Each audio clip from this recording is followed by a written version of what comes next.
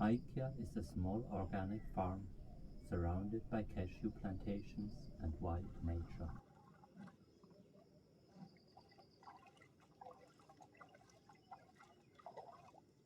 The village Kuilapalayam next to the farm is apologized in South India in the state Tamil Nadu near Pondicherry.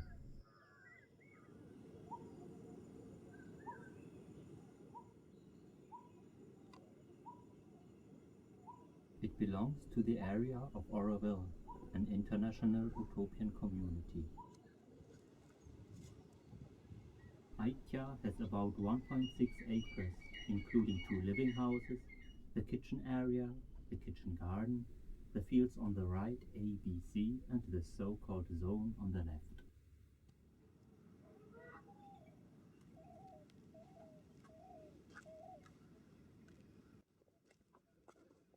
On the farm there are many different trees, like the palm trees in the front, cashew, neem tree, again some palm trees, behind a guava, eucalypt, tamarind, one more eucalypt, jackfruit, behind some little papaya. That are the trees you can see from the central place of the farm.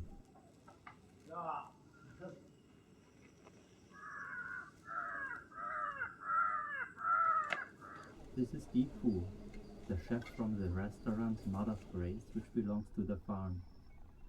Now he's doing the morning harvest, picking some salad.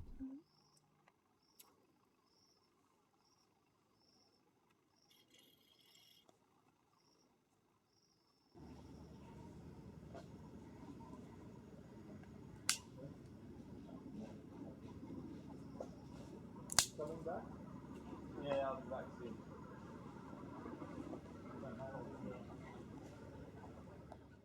Hi, I'm Janet. I live in Spain but was born in England.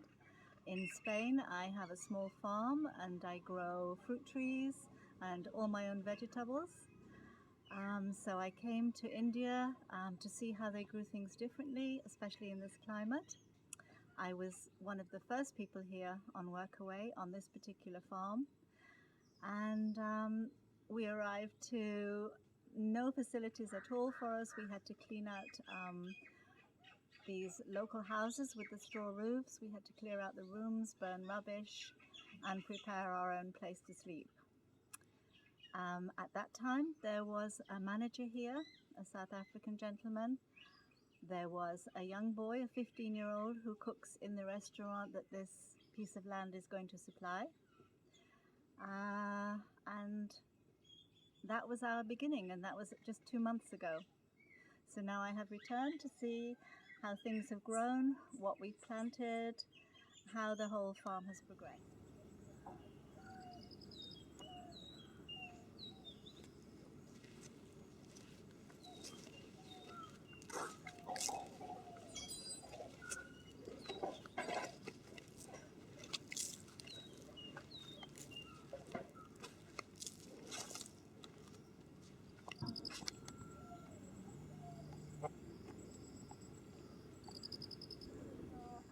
A month ago, this section of garden near the lane was pretty derelict. This area here had little red chili peppers on it. Trellis or pagoda was just totally collapsed, so we re-erected it and put the spars across in the hope that we could get some of the old palm leaves and cover it for shade, because it's a very exposed garden. We then started to put tomatoes around, which should really by now have strings up to the top for them to climb. It's been interplanted with basil, and I'm not sure what else is in here now. I think there's some grain plant that's been put in.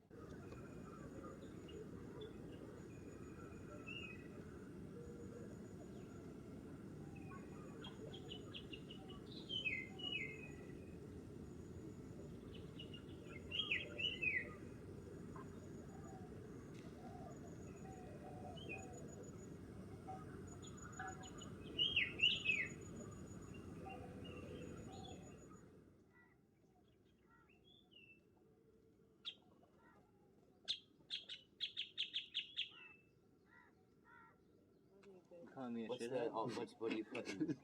I would never do that. Only let the deck of cards do that.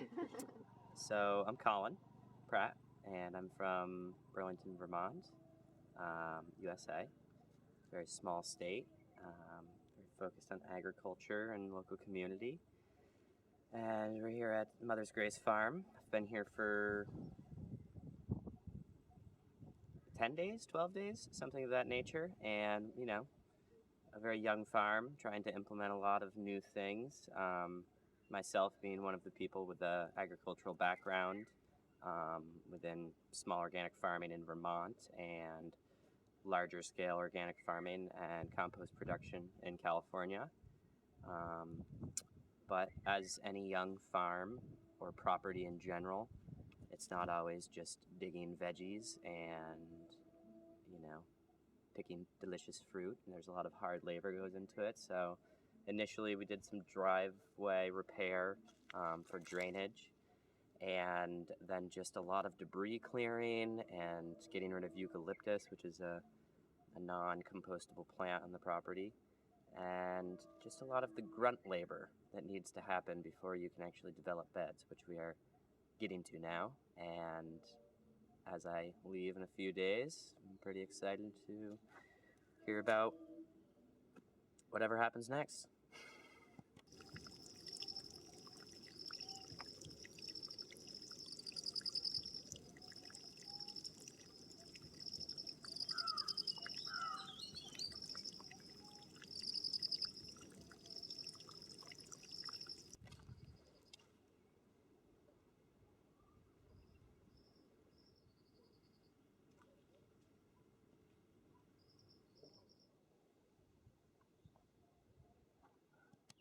Here we are in our back lot by our water tower. So, really interesting things about farming in India, or on kind of a volunteer basis as we are here with minimal direction.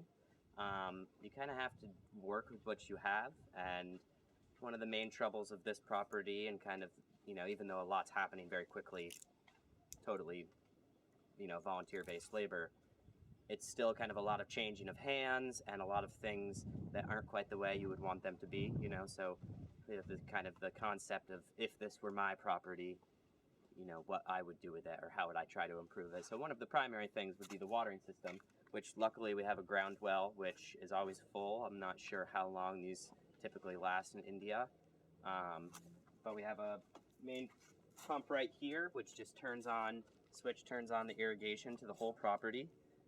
And the irrigation itself is kind of sporadic. You know, it takes a long time to water in the morning because you can only turn on one bed at a time because there's very minimal pressure. Everything is gravity fed from the tank, which is also pretty small, so you have to fill it 2 to 3 times a day. And the other day we experienced a power outage, which means the tank was empty because of watering, and we went without water for the most of the day. But it's kind of just the nature of, you know, making things happen in a country where people work with minimal materials and just use what they have.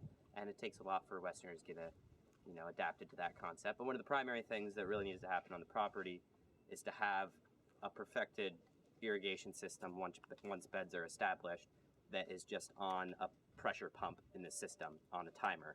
So it can just kick on, water everything nice early morning, because we can only water once a day with the amount of water, and you know, trying to conserve it as much as possible. So if that happens, that'd be one of the primary morning tasks taken off the list, and everything would be watered more properly. which would be beneficial all around. So hopefully that happens soon. And, you know, one more thing to check off the list.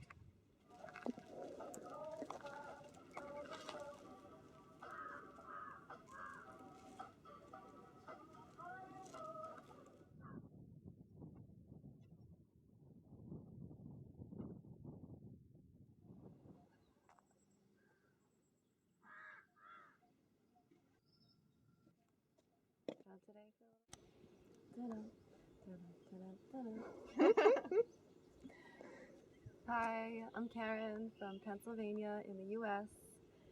We started all of these trays from seed about a week ago, and it looks like they're already starting to sprout. We have some beans and some melons, and this is calendula.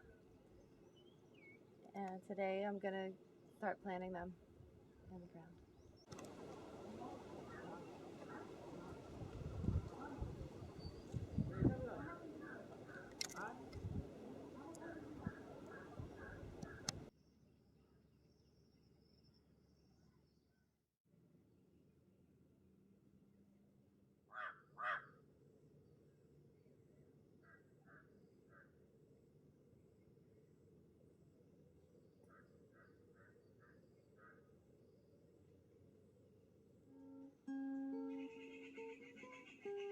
If we try,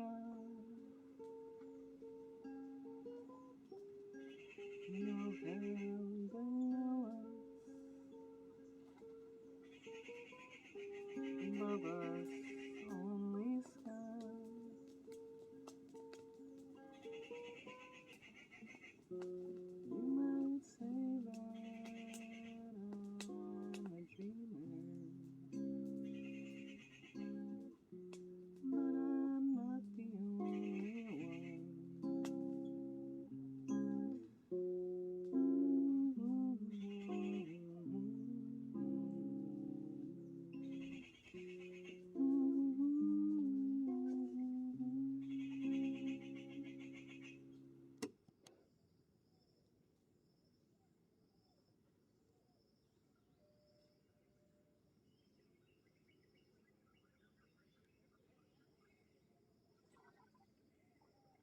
Camera,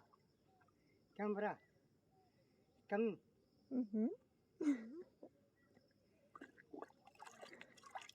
bin Maxim, ich bin 22 Jahre alt, komme aus Deutschland und ich bin hier gerade in Indien auf einer Farm nahe Pondicherry. Und diese Farm hat noch ein Restaurant, was in der Stadtmitte ist. 2 Kilometer. Von denen haben wir viele gepflanzt, also Moringas. Erstmal haben wir nur einen Ast abgesägt und ein paar Blätter dran gelassen. Und ab 8 Fuß Größe vom Ast kann man die dann einfach in der Erde tiefer buddeln. Da braucht man ungefähr eine Tiefe von 30 Zentimetern und etwas Dünger und Kompost. Und dann fangen die halt wieder komplett autark an zu leben und halt wachsen wieder hoch.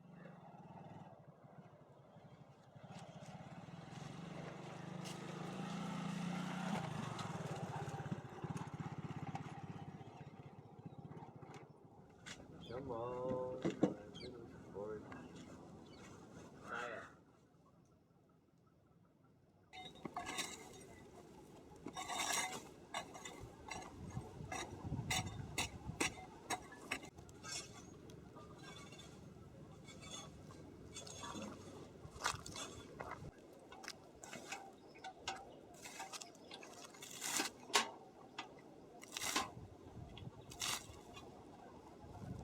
Hallo, ich bin der Daniel aus Deutschland. Ich bin gelernter Landwirt. Ich habe viele Jahre auf verschiedenen Höfen gearbeitet. Das war immer in Europa. Jetzt bin ich gerade auf Weltreise, um noch Höfe in verschiedenen anderen Ländern kennenzulernen. That's the compost that we started. It's not in the ground, it's on a heap, and we have it in different layers so that everything is mixed up as good as possible. On the ground there are some layer with wooden stuff like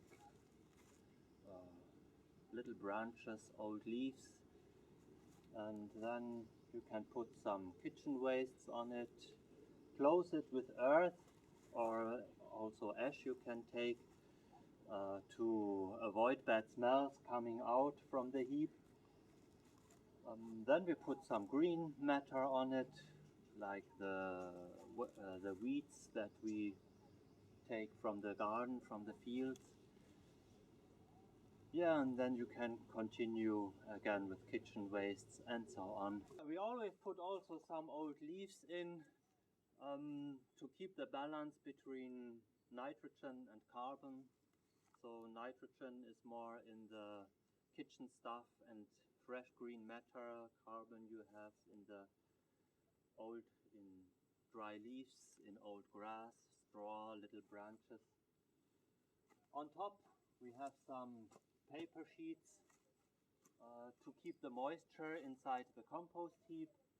Otherwise it dries very fast. We have very dry weather, and sometimes we even have to water it, especially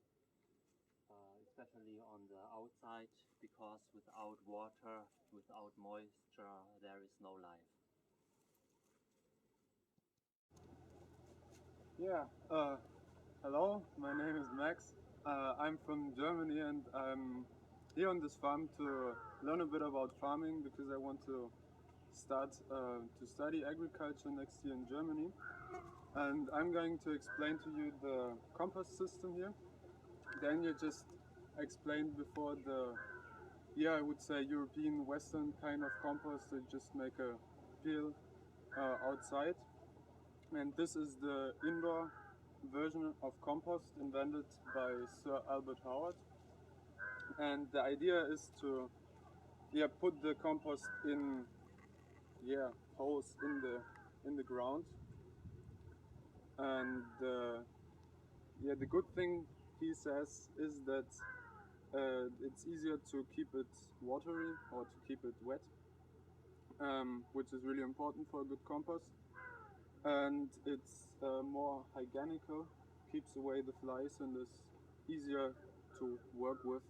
And the actual idea of this compost is that before you start, you dig the hole around 2 feet deep, and then you start to mix it with different waste or organic waste from the farm. So one time you take the organic matter, just like leaves, stray, hay, whatever.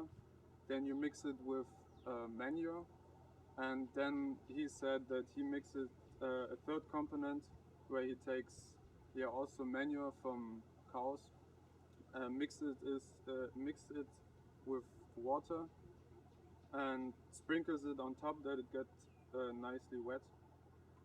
And the most important thing of the compost is that they actually can produce nice soil in 3 months. But to achieve this, they have to move it after 2 weeks, after 1 month, so that you get a nice mixing in the compost, and everything is done after 3 months. Yeah, that's it. That's how we're trying to make compost on this farm too. And I hope at the end we can compare which method we're using here is better for the environment around here. Yeah.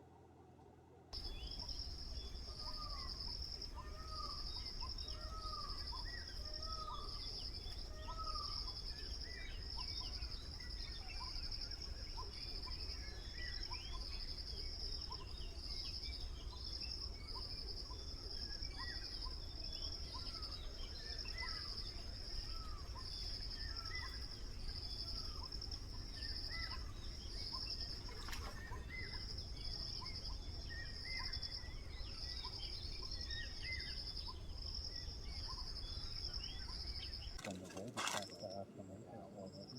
Yeah. I mean yeah, look to this plant. Here on this, there won't grow tomatoes anymore. There are no more flowers. The leaves are very thick, so you can put it away. And so the other tomatoes which are hanging here, that they have enough energy to grow and to ripen. There is no row for it. Here are some branches I picked from a tomato plant. You can put it into the water and it makes new roots. So you can plant them into the earth and new tomato plants will grow. My experience is that they won't grow very well. So you can use this possibility if you need more tomato plants and you have no more seedlings, but otherwise it's better to grow them directly from the seeds.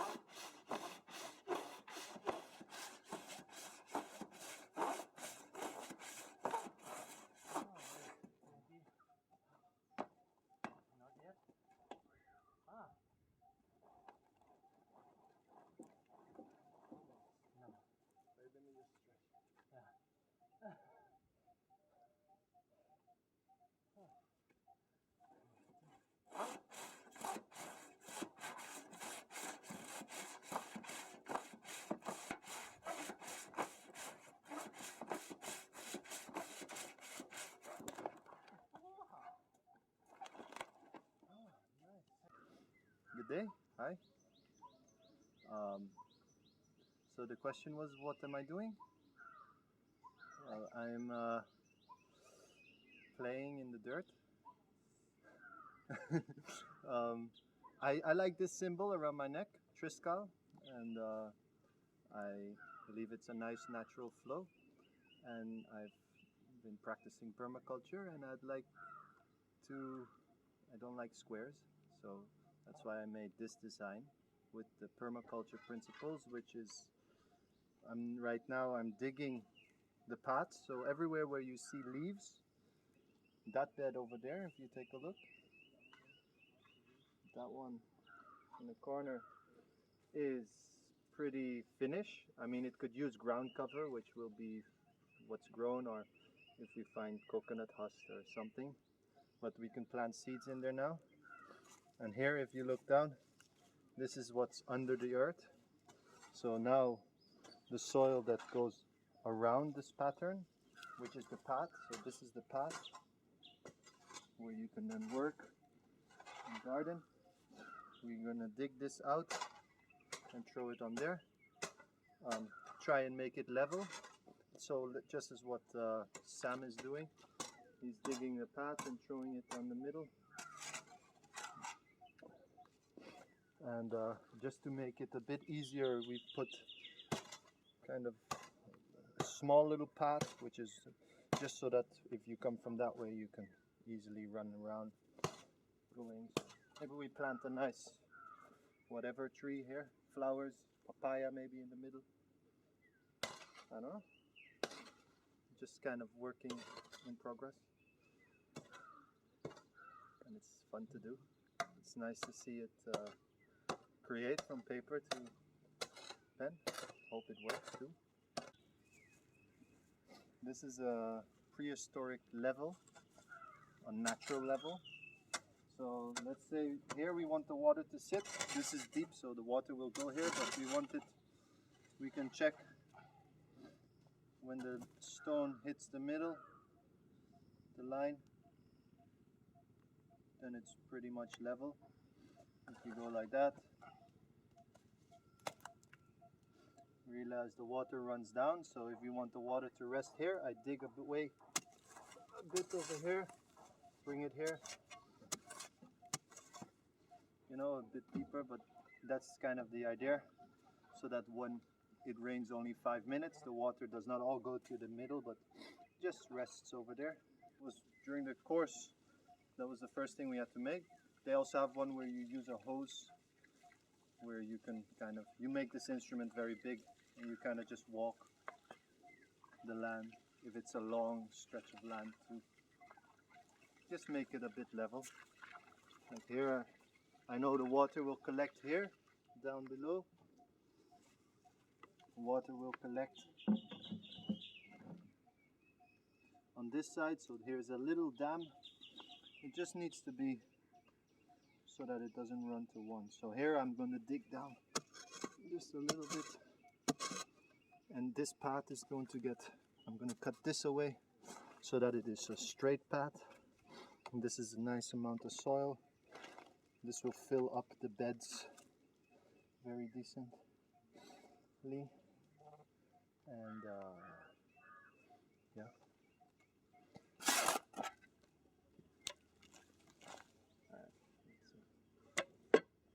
Kind of spread.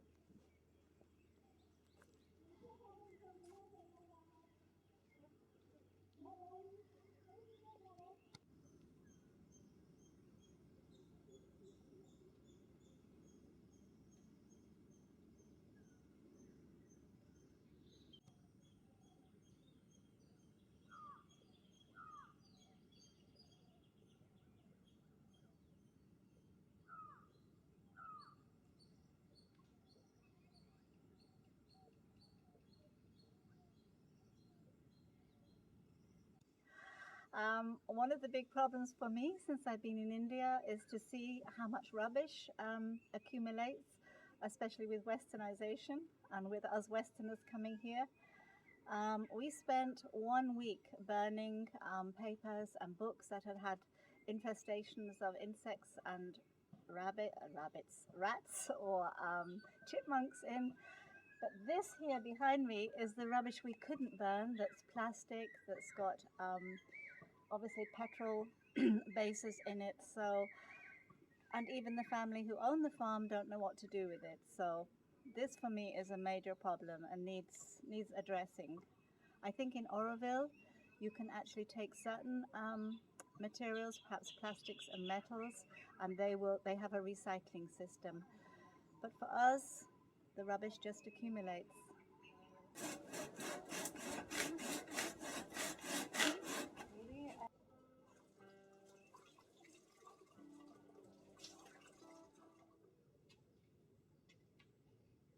Falling leaves drift by my window. The autumn leaves are red and gold. I see your lips, the summer kisses, the sunburned hands I used to know.